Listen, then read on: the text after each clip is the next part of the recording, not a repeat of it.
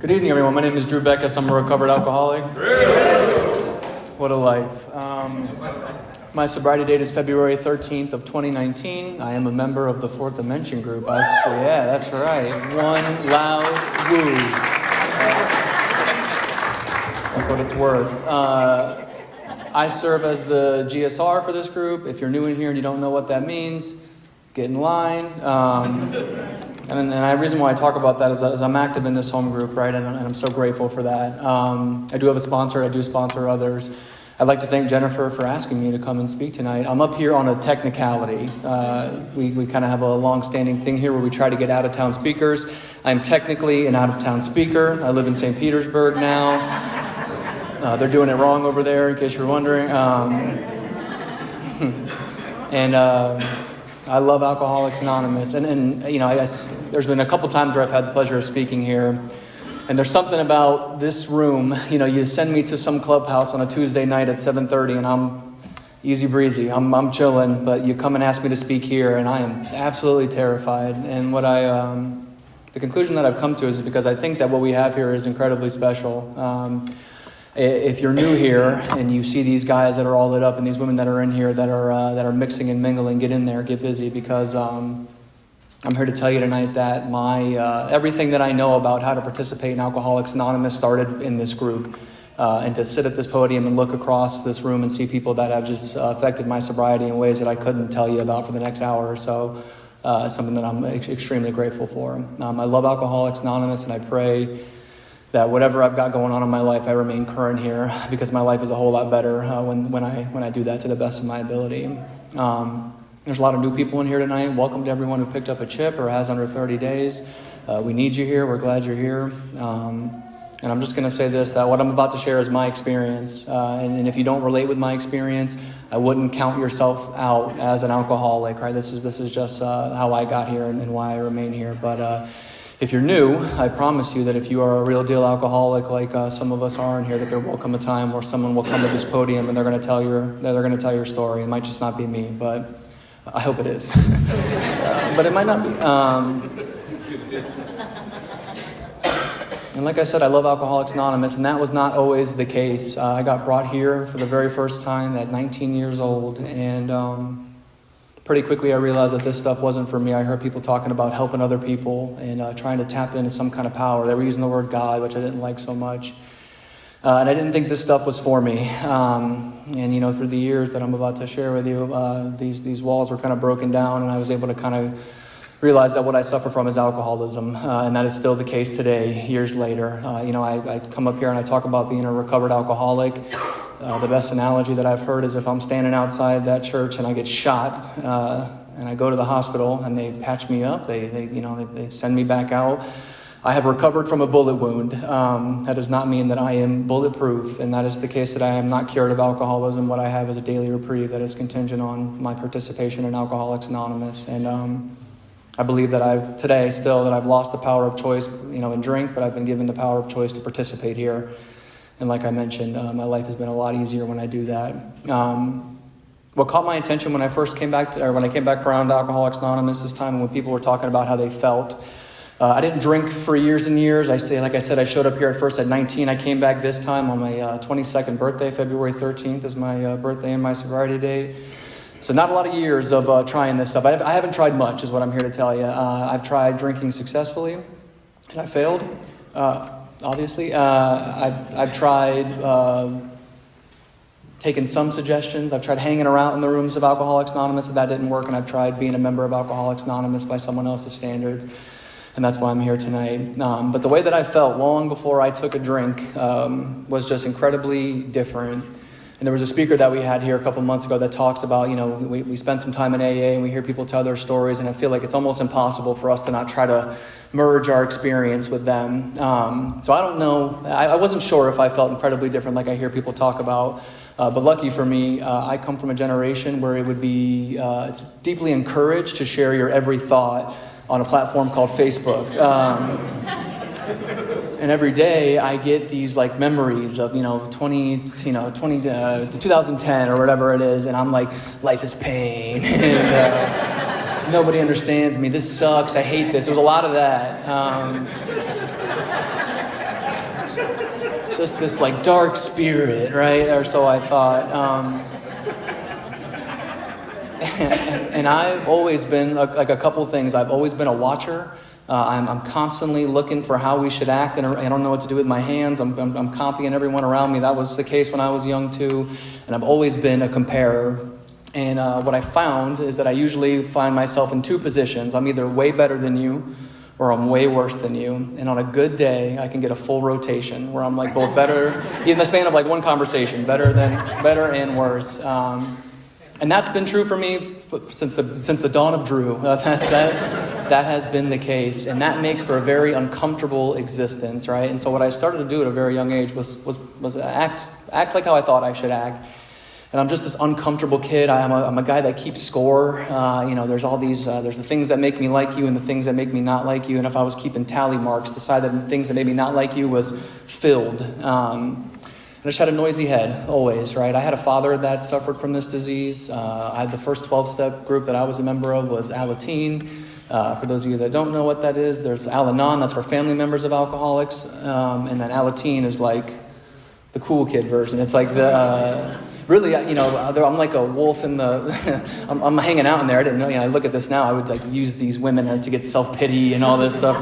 The two good Al-Anons that were running these meetings for me. But I tell you that to tell you that I learned about this disease a long time ago, long before I took a drink. And I used to go to conventions, and I would talk about the effect of alcoholism and the scourge and what it had done to my family. And... none of that was enough to keep me from behind this podium tonight, years later. But I knew about this stuff. And what I had in my father was this prime example of what happens when this disease really takes hold. And because of that, I had managed to stay away from drinking and other things for as long as I could manage it. That noisy head followed me into high school. In high school, I weighed like 320 pounds. That makes for a very uncomfortable existence. But to all outward appearances, I seem like a pretty normal guy, right? I've got friends. I have activities. Granted, they're like... different activities, and a lot of guys my age are like into football. I'm like into theater, and I was acutely aware of that. I just knew I was different. And the first time that I can remember this stuff, alcohol, really doing something for me was the end of my freshman year, and I got invited. I got the invite of the century. I got invited to a cool kid party, right? And it was a pool party, and that is.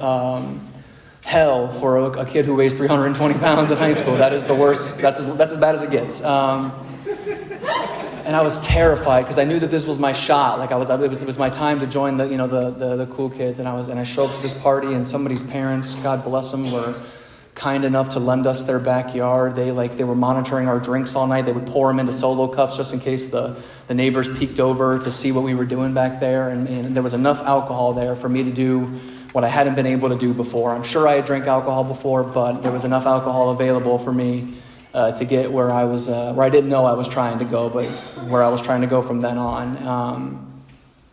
And I don't know at what time in the night it was. I don't know what number of beer it was, but I got enough of this stuff in me.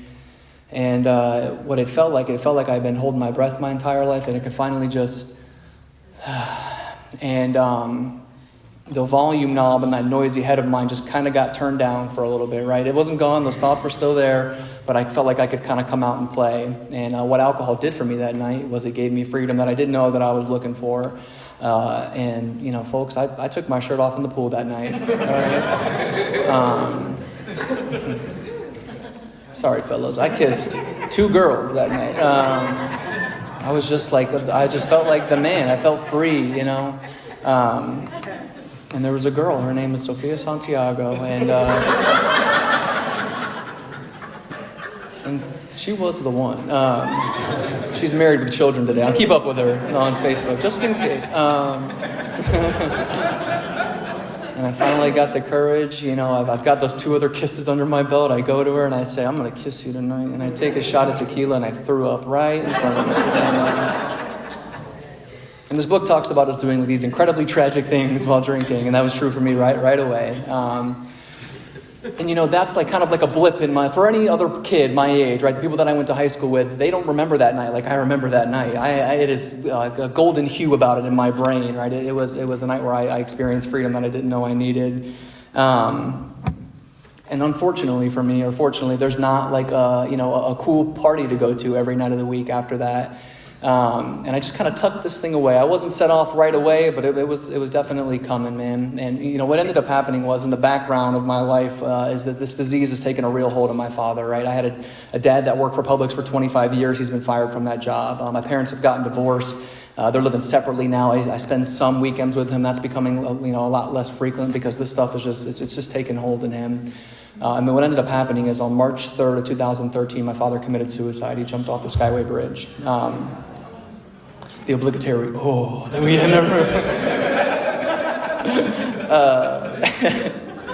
And this is the thing about this deal that we do here, right? I believe that what we have here in Alcoholics Anonymous is a perfect program. We have perfect help here. And I think that for a very long time, I would have told you that was the reason why I drank, right? And I would have told you all about what that did to me. And because we have a perfect process here, I've had the pleasure of going through a fifth step and a fourth step, and I've had the pleasure of hearing other people's, fifth step as well. And there are things that happen to us that are out of our control, right? Things that happen to kids that shouldn't happen to kids, right? I had no part in that directly. But what I know to be true about me today is that my dad's death really did something for me, because what I was looking for was a bargaining chip. What I really needed was some confirmation for what I already believed to be true, which is that I'm all alone in the world and there's no one that could possibly understand me. And I took that. I got to tell you, a dead dad card is a powerful tool, and I used it for all that it was worth. I used it to ignore my mother's rules. I used it to get out of classes. I am a self-seeker, and I always have been. And I never would have come to that conclusion had I not done a fourth step in Alcoholics Anonymous, right? The truth about my life, looking back, has been shown, right? And what I know to be true about me and my disease, right, that I had this thing that inevitably, left unchecked, means suicide is probably where I'm going, right? And I've made total peace with what happened to my dad. We have the same thing, right? We have the disease of alcoholism, this body that when I start I can't stop, and this mind that takes me back to it. And I look at that today with gratitude, right? I have the opportunity to do what he wasn't able to. But at the time, this sets me off on a path, right? And I become incredibly open-minded about what I'm willing to put in my body, and all the things that are starting to stand in the way of me getting loaded the way that I like to get loaded. They go pretty quickly. And almost immediately, what I'm willing to do to stay loaded is pretty sinister, right? In freshman year, I'm a kid tap dancing and singing on stage. My junior year, it's not above me to rob someone. It's atypical for me to be in class every day of the week, and I see this looking back now, right? But this stuff was really coming alive in me. And I start to notice, right? Kids my age at 17, 18 years old, they're doing stuff, right? They're getting ready to go to college. I'm not doing that. They have driver's licenses. I don't have that. They have parents that are family members that are happy to see them. I don't have that. That's not going on anymore because I'm just on a tear with this stuff, man. And the big book talks about, in the doctor's opinion, that my alcoholic life seems like the only one, right? It's the only life I know. And what that means for me today is what I'm willing to do to stay loaded. My morals dropped pretty quickly, and that was the case for me as time went on. And the funny thing about an allergy that we talk about in this book, or the disease of alcoholism, is I had to figure out what that was by some different experiences. And what I hadn't experienced up until that point was what it felt like to be sober. I just hardly drew a sober breath from 16 to 19, almost 20 years old. And when that finally came, that came by the way of the Pinellas County Sheriff's Office. In a blackout one night, I tagged up some building. It's pretty cool, very tasteful. And I get arrested and I go to jail.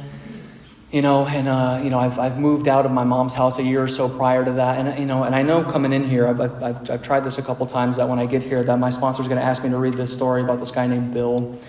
And at the first approach, I wonder what the story about this guy that was born in the 1900s has to do with the fact that my life's in shambles. But today, through the lens of a surrendered spirit, I'm a lot like Bill. And at the time, what ended up happening a little bit before I got arrested was I moved out of my mom's house. Right, I said, I'm going to do this lady a favor.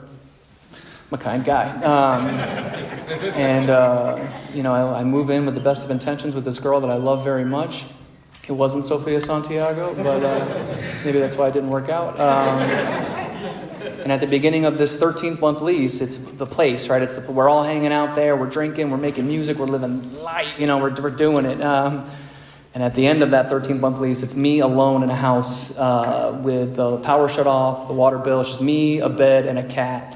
I've cheated on that girlfriend. All that's gone, right? And if you had asked me at the beginning of that lease that's where I'd be at the end of it, I would have told you absolutely not. That was not on the agenda for me, right? But this stuff was taking... It went from taking an exhilarating part in my life to being an absolute necessity, right? And those are the consequences of that. But the first time I got stopped, like I said, I went to jail, and I get out of jail, and my mom is kind enough to kind of let me come back home with her. I interview very well. I don't know if anyone in here can relate with that. I'm like, I mean business this time. I'm going to, she's got rules, and the rules are you're going to have to get a job. I can do that. That's pretty easy for me. And you're going to have to stay sober. And I said, we'll see about that. And we did see about that. I think I managed to stay dry for about 2 weeks. And what's starting to happen, man, is just the volume knob. And like I said, I didn't know this at the time. It's just starting to get louder and louder on these voices in my head. And it's starting to say stuff like, you're 19 years old, you're sleeping on a bunk bed with a kid who's 3 years younger than you, you're useless, right? And I can't handle that. I have a very low threshold for discomfort, and I didn't know that what I needed was some relief. And so I do what any normal 19-year-old does, living at their mom's house. I go into her fridge, and I go to the very back, and there's like a 6-pack of sangria that had been in there since like 2001, I'm sure. This is 16 or so. It's nice and fermented, maybe a little bit more ABV. And like I said, I do what any normal 19-year-old does. I go to the bathroom and drink it like a gentleman. And I chug all 6 of this. And like, I just can't see this stuff. I can't see that this power of choice, it's just gone for me, right? This stuff calls and I have to answer it. And my mom, kicks me out of the house. I know, the nerve. And in a moment of just total spite, right, just drunk, I tell her I'm going to go jump off the Skyway Bridge. And that's the kind of kid that I am at 19 years old, right? I was raised with morals. I was raised with how to act right and how to speak to people. I'd watch everybody else do it, but I couldn't emulate that behavior. And she took that seriously. She had me Baker acted that night. Yeah, exactly. I don't know if she'd been to like 6 Al-Anon meetings. It really worked, I gotta say. And I tell you all that to tell you that's how I got introduced to Alcoholics Anonymous for the first time. I was in a Baker Act unit, a dual diagnosis unit, double trouble. That's $2 in the basket for anyone. And some guys brought in a meeting of Alcoholics Anonymous. There were 3 guys that came in, and one of them, I was 19 at the time. There was one guy that was 21 years old. That intrigued me, right? There was a guy that had been sober a couple of years. I was 21. He was around my age, and he told a story, and I related to the guy. And he gave me his number, and he told me to call him when I got out of there. And I moved into this halfway house, and I did. I am a living example that being a people pleaser will get you so far in Alcoholics Anonymous. I cared what this guy thought about me, so I did what he asked me to do.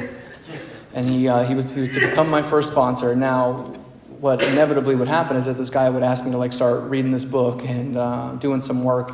And I'd spend some time in this halfway house that I'm in makes you go to meetings. And I very quickly realized, like I mentioned before, that this was just not for me. I was way too young to be in Alcoholics Anonymous, and I was certainly way too cool to be in Alcoholics Anonymous. I hadn't experienced enough pain yet, right? And I managed to stay sober another 3 weeks, and I'm back off on another run. And like I said, my alcoholic life being the only normal one, what I'm willing to do to stay loaded, the standards keep dropping just a little bit, right? It's not uncommon or uncomfortable for me to sleep on someone's couch, and usually those bouts of being a roommate end with me being caught stealing or doing something weird in your apartment. It's just same story over and over and over again. And I have no off switch for this stuff. I don't see it as it's funny. It never really occurred to me to stop drinking until I got brought to Alcoholics Anonymous. This stuff really, it worked for me. It did what it was supposed to do. And I get in trouble again. I get a DUI this time, and I got to go back to that same halfway house that I was in before. And I'm not an idiot, right? I'm 20 years old. I know that if I've really burned it down this time. There's no going back home to mom. I certainly can't support myself. That's off the table. The only place that I'm fit to live in at 20 years old is a place that when you get there, you have to sign yourself as indigent, so you can't get squatter's rights while you're there. That's where I'm at 20 years old. And I said, all right, we're going to stay sober, right? And I formulate the perfect alcoholic plan, right? This halfway house has rules. If you want to level up, if you want to, I think they call it phase up, you have to work a fourth step, right? So to get like an extra hour out at the end of the night, you work a fourth step. So you know what I did? I worked a fourth step. If you make amends, or if you make one or two, they require 2 amends. I don't know how they were fact checking that, but I followed the rules. I did too. You get like a night out, right? And what this afforded me is the opportunity for me to really go and seek what I want. Because at 20 years old, it's time to get a job, right? Like I got to get some money in my pocket. I don't have a driver's license. I'm, for all intents and purposes, indigent. It's time to get into a relationship. It is definitely. I have to share this life with someone. And I know that some of these laughs are laughs of recognition because these are places we've been before, right? And what I did was I went to some meetings, I took some suggestions, I worked some steps, and what I inevitably got was some sobriety. And I didn't know that the disease of alcoholism comes alive in a guy like me when you take away my solution, which is getting loaded, right? And I'm left to my own devices, and I'm not following spiritual principles. I'm just working this stuff in reverse, and I don't even know it, right? And at the end of this, I'd say there about 9 months, I managed to, it felt like doing time. I got out finally. A couple of guys asked me if I wanted to move in with them. If you're in a sober living house and a couple of guys, and you're thinking about moving out with someone, don't do it. Let me be your parable. Don't do it. And I said, absolutely, right? And I remember it was like a week or two before I was leaving, and someone that I was living with asked me, they said, do you think you're going to drink when you leave here? And I hadn't thought about it much. But when he asked me that, it's pretty much all I thought about. And like I said, that volume knob's getting turned up. And some of the thoughts that are going through my head at this time is that, like, listen, drugs are definitely a problem. Every time I've ever been arrested, I've been blacked out on this substance, right? But alcohol, I don't know. I turned 21 in Alcoholics Anonymous. I had like an unsweet tea on my 21st birthday, right? And if I look at the facts of my life, I'm doing pretty good, right? I got a job, I got the girl, I don't have a driver's license yet, but I'm thinking about it.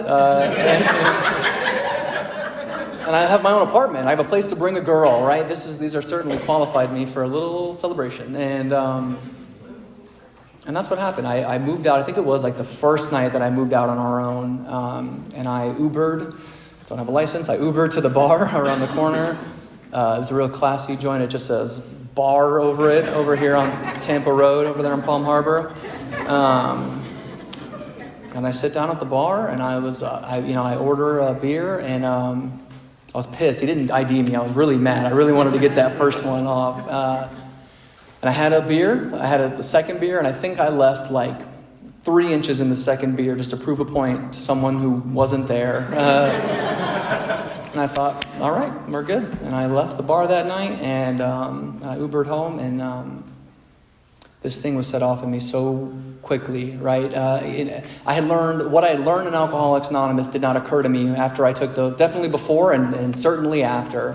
And what would start to happen over the next 6 weeks is it feels like I just changed my mind. All these boundaries that I set for myself, all these things that we're staying away from, I'm not staying away from them. I'm trying to get as close to them as possible. I'm doing everything that I can to remain loaded. And it just spirals. And in a matter of, I think it was like 6 or 7 weeks, I was homeless on the streets of St. Petersburg.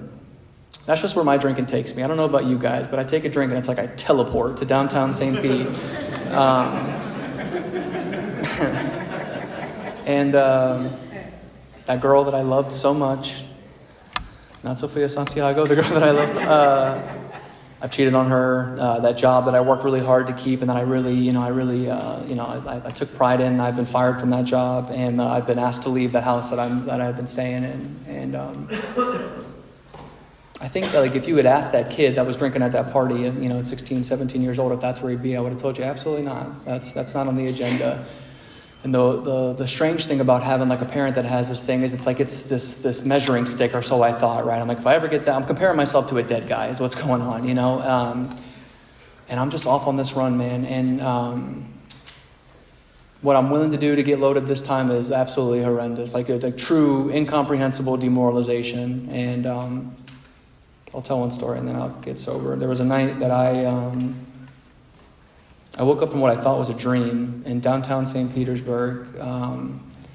naked outside of the bay window of someone's home. It's a big bay window, and there's 2 dogs barking at me, and there's a guy pointing a gun at me, and his wife is like cowering behind him. And I would love to tell you that it's because she was so impressed with what she saw that evening. But there was a chubby, pasty white guy outside of their house at like 3 a.m. And I remember thinking, this is a weird dream. This is a really strange dream. And I turned to walk away, and cops come from every direction. And as soon as the cop put the cuffs on me, I remember thinking, I said to her, I'm like, I'm not dreaming, as I in fact proved to not be. And they took pity on me that night. They sent me to the hospital and not to jail. And the moment I went to jail, or I went to the hospital that night, and I had my stepdad come and pick me up, and he dropped me back off at the house that I was getting loaded at, and in a matter of 6 minutes, I was loaded again. And this book talks about us being unable to bring into our consciousness the sufficient force, right? It's not strong enough to stop me from what I'm about to do, and I've got no defense against this thing, and so on I go, and I don't know what it would be like today if this stuff had stopped working, but it did. At the end of this last run, I had enough supplies to get me through the next couple of days. I had a hotel room booked for a couple nights, which was rare at the time, and I couldn't get anyone to come and hang out with me. I had free everything. I was like, come and hang out. They didn't want to. That was not great. But I also could not get enough of this stuff in me to shut this head of mine off. And if you're an alcoholic like I am, you know what I'm talking about. This book talks about this jumping off places. I could not imagine my life sober. Time in Alcoholics Anonymous felt like doing time. And I can't imagine my life doing this stuff anymore because it stopped working. It had turned on me. And I'm not someone who walks into the rooms of Alcoholics Anonymous off the street. I usually get brought by the only higher power that I know at the time, which is the Pinellas County Sheriff's Office. And that's what happened. On February 12th or 11th, it's kind of hazy, I got arrested. And I found myself in jail again, on my birthday. They didn't do anything special for me.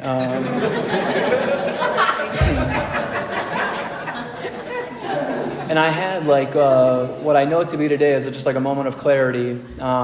Because my thing is, when I get into jail, I start making calls, right? I got to start building a case for why my mom should bail me out, or I have to run through the list of people that pop. No one has $500 if they're friends with me, but I usually start to formulate a plan. And I think for the first time, I just called my mom and let her know where I was and told her that I was okay.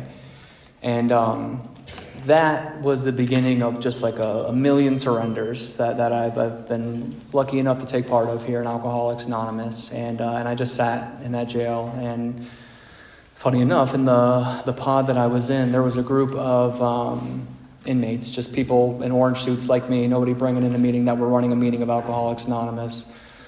And this God that I'm not doing business with is already starting to kind of push me in the direction. I had this weird thing where I just keep showing up in Alcoholics Anonymous, so much so that even when I go to jail, I can't escape this stuff. It's there for me.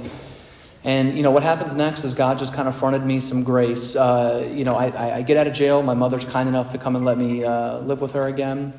And I thought that all the time that I had spent in Alcoholics Anonymous before, in relapse was for naught. I thought it didn't work, but enough of what you guys had said to me in the past had kind of seeped in, because I knew that I was told, and whether I was in treatment or jail or whatever, if you're in a detox center for a week or in treatment for 30 days, what's the first thing they tell you to do when you leave?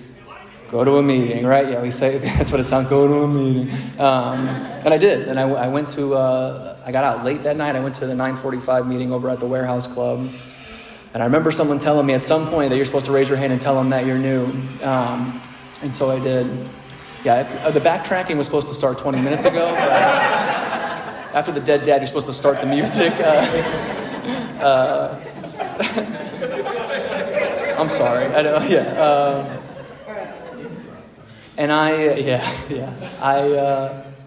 What I experienced was what I was going to experience when I moved out here, which was just a love and a tolerance that I didn't know was possible. These people at this meeting, it was my first home group, just listened to me babble, and they gave me cigarettes, and they drove me around, and they just loved on me, and it made a difference, right? And I believe that's what I love about this group, is that we stand. You can't escape us. We're at the door, ready to meet you, and there's no escaping these guys. It's still to this day, and that's what I was experiencing at that time. And What happened next was, kind of out of my hands. I ended up going to treatment after I was already sober for about 60 days. I didn't learn much. I didn't, whatever. But I started getting introduced to the members of Alcoholics Anonymous that were in a fellowship that I didn't know that I was going to join later on.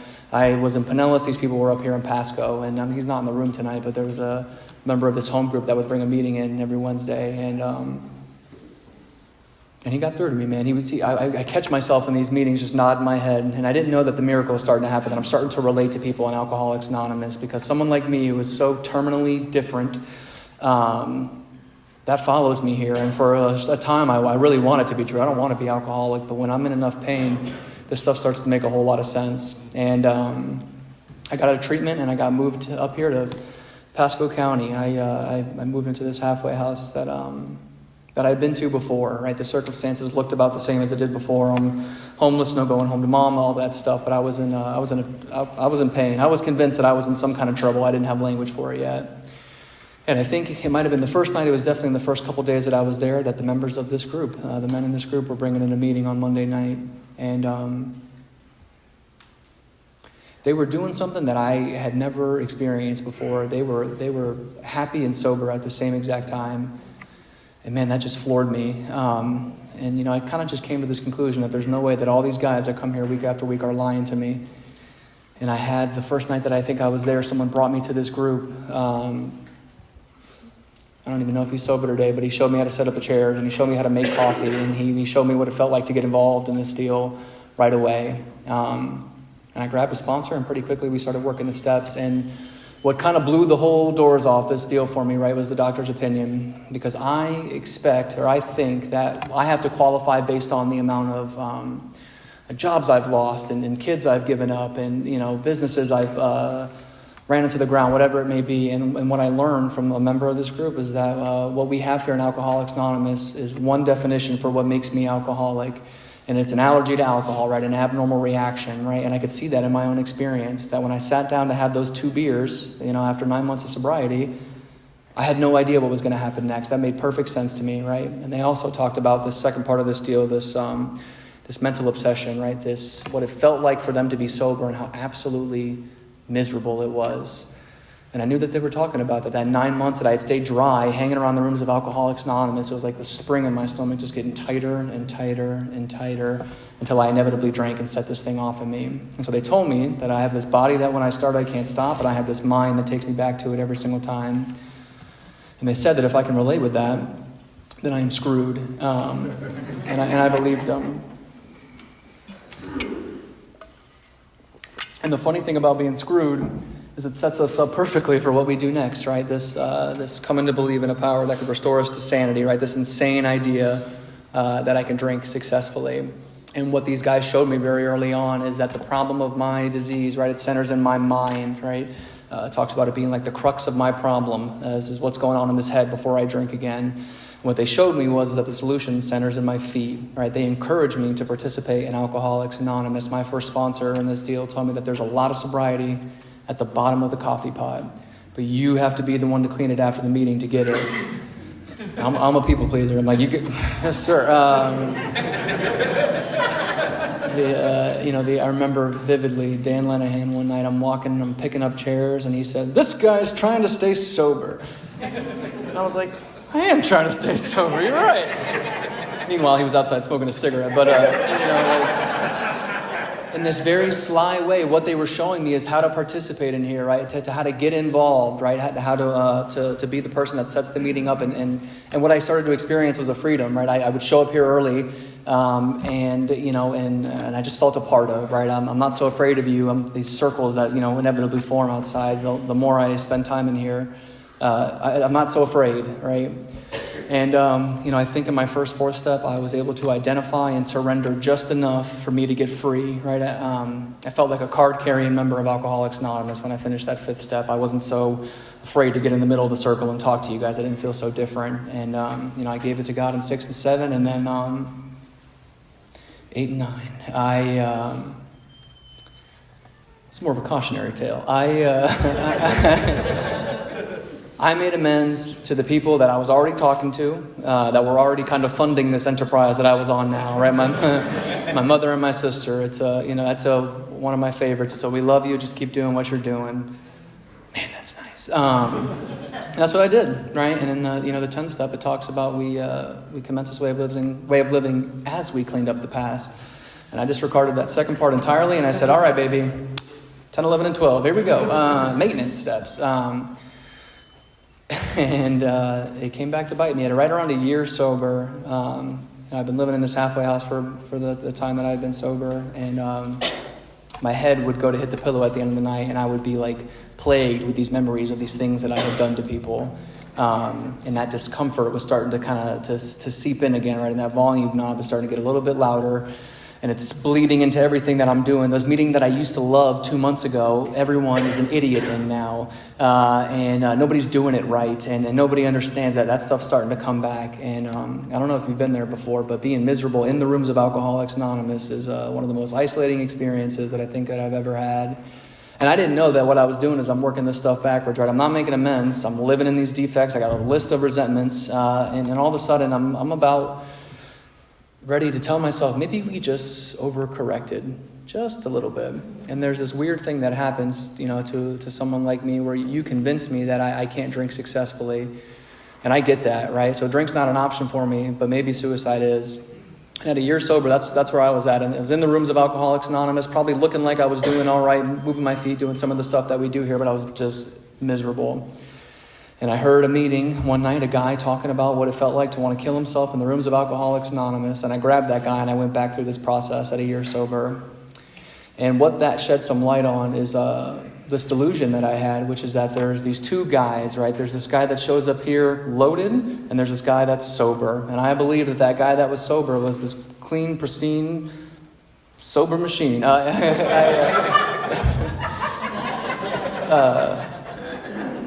Is this recorded?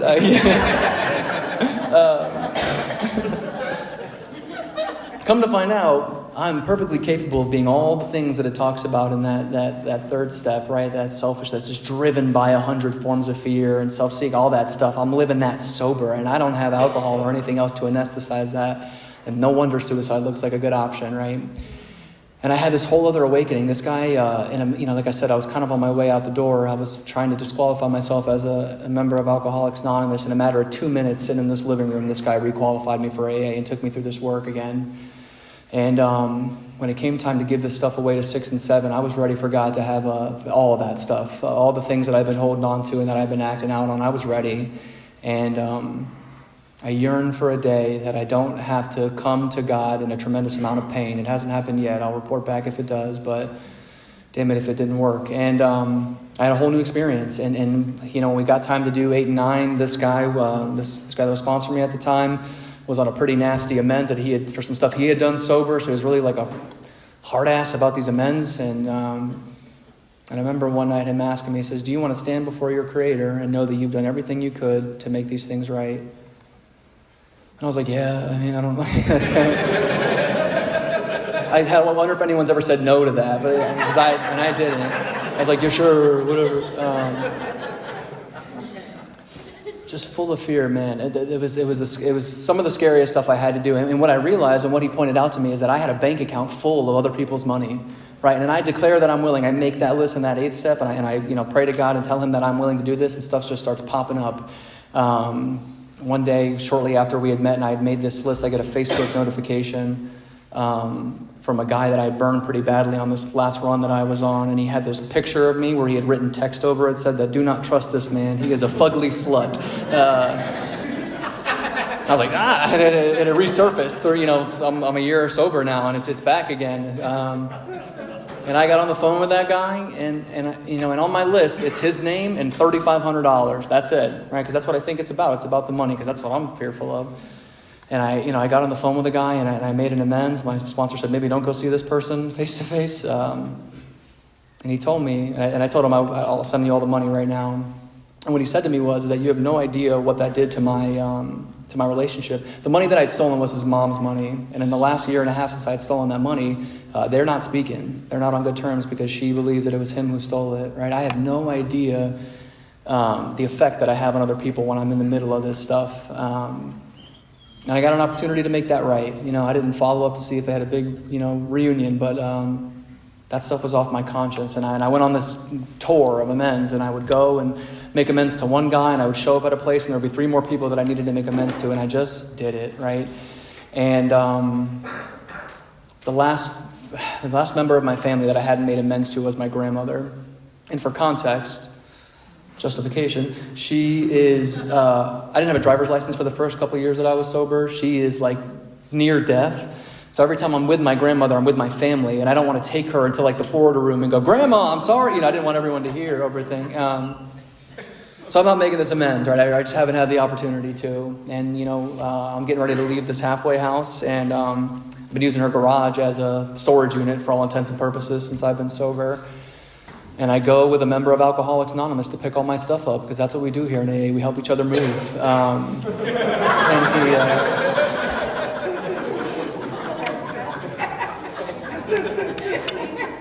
And this God that I'm praying to is starting to make some stuff possible for me, right? All these excuses that I have for why I can't make amends to my grandmother.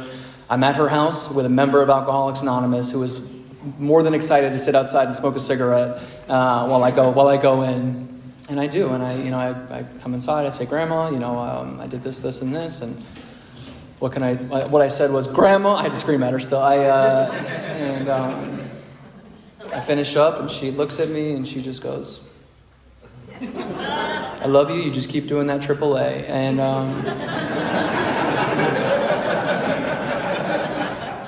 and I had no way of knowing that 6 months later that she was going to pass away. Right? Obviously, I'm not God. I can't see that stuff happening. And that is a perfect example of almost all of my experiences in Alcoholics Anonymous. That this is a do now and understand later thing, right? I experienced freedom at that time, but the true implication of what I had just done was made so clear to me by God 6 months later when I attended her funeral as just a member of her family, right? Aunt Carol that I stole $100 for, we're good. My mom that I just tortured, we speak every day, right? And I knew what my sponsor meant about standing before my Creator, knowing that I had done everything that I possibly could to make this stuff right. And what a gift, man. Alcoholics Anonymous has given me a freedom that I did not know was possible. I didn't come here looking for that at all. I came here because, my ass was on fire, truthfully. But man, when we tap into this power and we become aware of this presence and how it affects us and the lives of our others, it is such a gift. And I pray that light never gets shut off for me. And I have fallen incredibly short in Alcoholics Anonymous on so many levels. I have worshipped the God of money, and I've gone out and worked. It's getting sober at 22 is a strange experience. At 24 years old, it's like it's time to get your life together, man. Go get a job, and I've strayed away from this stuff, and I've always found my way back here. And what's made that possible are the things that I did when I was new here, right? It's never too far away from my last inventory, right? Never too far away from the prayer in the morning or the prayer at night. And it is this simple, repetitive, humbling actions that have kept me right-sized and available here in Alcoholics Anonymous. And life today is just incredibly... it's different. It's just so different. And I'm grateful that I get to speak here, because I know that some people have context for what it is that I'm talking about. I got to see Caleb pull up in a truck today. And I got to see that happen, right? I lived in a halfway house with Billy back when he wore a lot of beads, and he's not doing that anymore. And that's growth. I spent so many weekends and nights going to meetings in the passenger seat of Jeremy's car. Some of my first 12-step calls were with him, and it's just, it's a miracle. It's really what it is. It is an absolute miracle what's happening right now. All of us together in a room, sober, and the world's a better place for it. And it's a difficult thing to distill into words what God has done for me.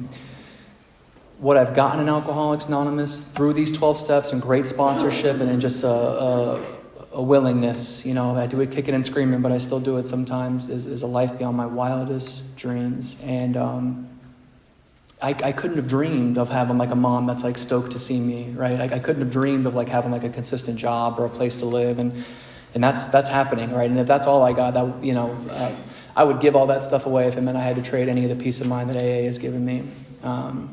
In the treatment center that I was in, it was a state-run facility, and in the bathroom, they have these mirrors, and they're not made of glass because they know that if it was real glass, we would break them and kill each other. It's kind of like a funhouse mirror. It's a little warped. You couldn't really see yourself, but just in case, I would walk past that thing as fast as I possibly could because I could not stand that person looking back at me, right? Alcoholics Anonymous has made me usefully whole. All these things that were keeping me up at night at a year sober, and especially when I drank, have made me uniquely useful to other members of Alcoholics Anonymous, and for that I'm so grateful. Today, I've got a girlfriend.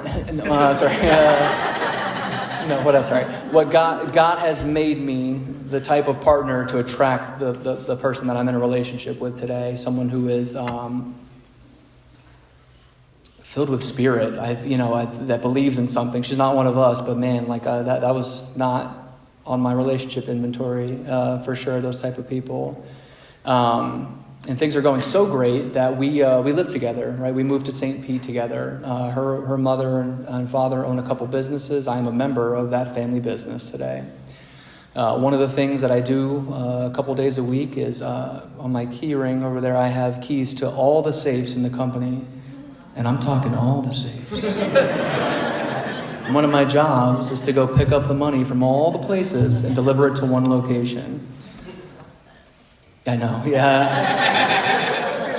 And all the money's made it. Absolute miracle, right? I sit down in these meetings with them sometime and they ask my opinion about things, and I can see so clearly that the transformation that happened in me has very little to do with me. It had everything to do with this perfect process that we have an opportunity to participate in. And so if you're in here tonight and you're new and you're thinking, what the hell is he talking about? I understand, because it didn't sound very feasible to me until I did it. If you've been around here for a little while and you're in the kind of pain that I described when I talked about it being at a year sober, to both of you, I recommend you grab someone that seems to be excited about this stuff and let them take you through this work. And on the other side of it, like I said, is a life that is just very, very different. And I'll tell the story and I'll shut up. Just moved to St. Pete. It's terrifying. I'm like a newcomer again. I'm shaking people's hands and calling. I'm doing what you guys showed me how to do here, there, and I'm complaining about it every second. And ever since I moved out there, there's just people, you got to go to this meeting on Saturday night. You got to go to the 49ers group. Go to the 49ers group. And I'm like, shut up. And I'm in St. Pete now. I've got all these St. Pete things that I'm doing on St. Pete time. And and I'm starting to get miserable in AA again. This was like 6 or 7 months ago. So I clear my schedule and I go to the 49ers group. And I go there on a Saturday night and I walk in a little early like I was shown to. And these guys grab me and they grab my phone. They did what you guys do. They just asked me my name and asked me how I was doing. And I like that. And they got me plugged in with this service commitment. And the meeting goes on and it's fine. And at the end of it, it's a clubhouse. They do a cleaning once a month. And my feet are trained. If there's a little extra sobriety at the bottom of the coffee pot, so I help them clean like I was shown to. And it's getting to the end of the cleaning session, and they ask me, say, "Hey, we're going to go out to dinner. Do you want to go with us?" And what I thought was absolutely not, and what I said was yes. And I tried to backpedal a little bit. I said, "Let me call my girlfriend. Right, I'm a loving partner today. Let me just make sure she's going to be fine." Meanwhile, the last month or so, I've been at home like, AA stinks out here. So I call her and I go, "Hey, some guys asked me to go out to dinner." She's like, "Go to dinner with them." And I do. And it's the same wherever you go, right? We speak the language of the heart here. We can cut the chit-chat and get right to where we're at today. And I have dinner with these people and it's lovely. And at the end of the meal, I'm the last person to get my credit card back. And this lady, our server, walks up behind me and she hands my card back to me and she says, I've been looking at you all night and I could not figure out where I've known you from, but I saw the last name on your card. And she said, "I knew your dad." And she starts crying, right? And I stand up and I hug this stranger in a pizza place in Pinellas Park at 9:30 at night. And she's crying and she's telling me, "I don't understand why he would do something like that. That is not who I knew him to be." And I said, "You're absolutely right. My dad suffered from alcoholism." And I got to tell her what that meant. And I got to tell her that all these wonderful people that I don't know, that I'm with right now, are participating in the thing that's making it so I don't have to do what my dad had to do. That is, once again, the perfect analogy for everything that I would have missed had I not just shown up and done what I was told to do, done what I was taught to do. And I was able to give some stranger in a pizza place at 9 o'clock at night some understanding of what we do here in Alcoholics Anonymous, and to be a living example of what it looks like to be free from this bondage that we get an opportunity to. I love this deal. I'm so grateful for the opportunity to speak and to participate in this way in any way that I can. If you're new, grab one of these people and get busy doing this stuff. And on the other side of it is a hell of a life. So thank you for letting me share.